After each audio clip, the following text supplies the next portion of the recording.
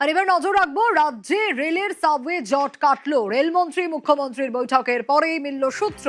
শিয়ালদা শাখার 25 জায়গায় সাবওয়ে তৈরির অনুমতি, দ্রুত 7 জায়গায় লাইট হাইট সাবওয়ের কাজ শুরু। 1 বছরের মধ্যে কাজ শেষের টার্গেট রেলের।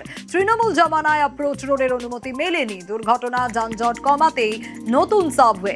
ইতিমধ্যেই 35 কোটি টাকা বরাদ্দ।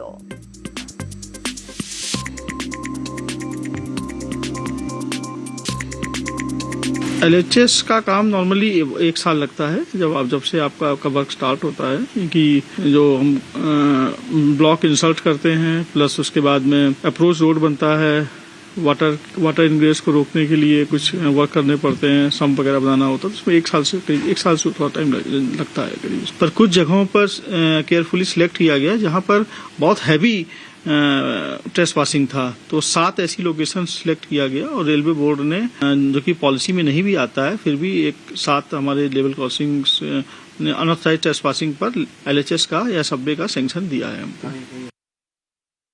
রেলমন্ত্রীর সঙ্গে মুখ্যমন্ত্রীর বৈঠকেও এই সমস্ত LHS তৈরি করার প্রসঙ্গ উঠেছিল এবং তারপরে রাজ্য সরকারের তরফ থেকে যে টাস্ক ফোর্স তৈরি করা হয় তাদের তরফ থেকেই কাজগুলি করার জন্য দ্রুত জমির এবং ট্রাফিক সংক্রান্ত অনুমোদন দিয়ে দেওয়া হয়েছে।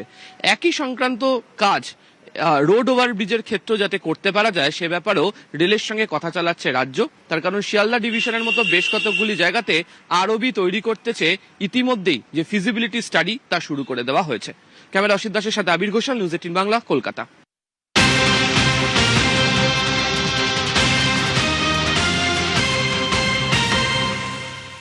শিবাশ্রয়ের বিরুদ্ধে তদন্ত দাবি ওয়েস্ট বেঙ্গল ডক্টর ফোরামের। আরো বিস্তারিত এই বিষয়ে জানবো, অভিজিৎ রয়েছে আমার সঙ্গে। অভিজিৎ, সোনিয়া, এই সেবাশ্রয়ে যে একের পর এক দুর্নীতির খবর আসছে এবং নানাবিধ যে অনিয়মের অভিযোগ আসছে, পা কেটে বাচ্চা দিতে হয়েছে রোগীর, এমনকি একটা ছোট্ট শিশুর 2.5 বছরের শিশু সন্তান তার হাত বাদ দিতে হয়েছে, এমন অভিযোগ উঠেছে। এবং তারপরেই রাজ্যের অন্যতম বৃহৎ চিকিৎসক সংগঠন ওয়েস্ট বেঙ্গল ডক্টর ফোরাম, তারা রাজ্য মেডিকেল কাউন্সিলকে স্বতঃপ্রণোদিত তদন্তের আবেদন করেছেন এবং এই রাজ্য মেডিকেল কাউন্সিলের সভাপতিকে চিঠি দিয়ে জানানো হয়েছে যে অবিলম্বে যেন তদন্ত করা হয়। পেশাগত অসৎ আচরণ, অন্যায় আচরণ এবং সহ বিভিন্ন চিকিৎসকরা যেরকম অনৈতিক কাজ করেছেন কিনা তা খতিয়ে দেখার জন্য এই আবেদন করা হয়েছে, এই চিঠি দিয়ে জানানো হয়েছে। এবং একই সঙ্গে সেই চিঠির কপি রাজ্যের স্বাস্থ্যমন্ত্রী শারদত্ত মুখোপাধ্যায় এবং রাজ্যের স্বাস্থ্য সচিব নারায়ণ স্বরূপ নিগমকেও সেই চিঠির কপি পাঠানো হয়েছে। সোনিয়া,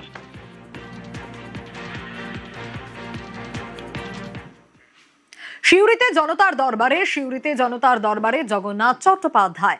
সাইকেলে চেপে বিজেপি অফিসে জগন্নাথ। সমস্যা জানাতে মন্ত্রীর জনতার দরবারে রীতিমতো ভিড়।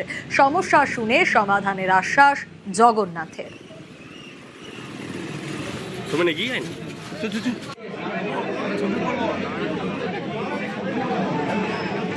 আমার মেয়েটা আজকে 4 মাস নিখোঁজ। আমি অন্যরকম ভাবে তল্লাশি করে পুলিশের সাহায্য নিয়ে নিজের চেষ্টায় অনেক কিছু করে কোনো খোঁজ খবর পাচ্ছি না, কোনো ইঙ্গিতও পাচ্ছি না কোথায় আছে। ওনার কাছে আমি গিয়ে যত যদি পাই ধরতে হয় তাও ধরবো, যদি আমাকে যদি কোনো রকম সহযোগিতা করেন, তাতে আমার দিন চলে যাক, সন্ধে হয়ে যাক, আমার দিন রাত এখন কোনো কিছুই নাই, আমার সবটা এখন তল্লাশি।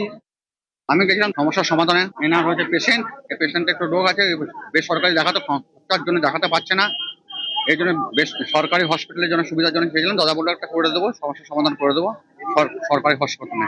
আমি মন্ত্রী মশাইয়ের কাছে এসেছিলাম, আমার সমস্যার কথা উনি শুনেছেন, উনি মানে আশ্বাস দিয়েছেন যে ওটা সমাধান হবে। খুব ভালো লাগছে, সবার সমস্যার কথা শুনছেন এবং সাহায্যের আশ্বাসও দিচ্ছেন।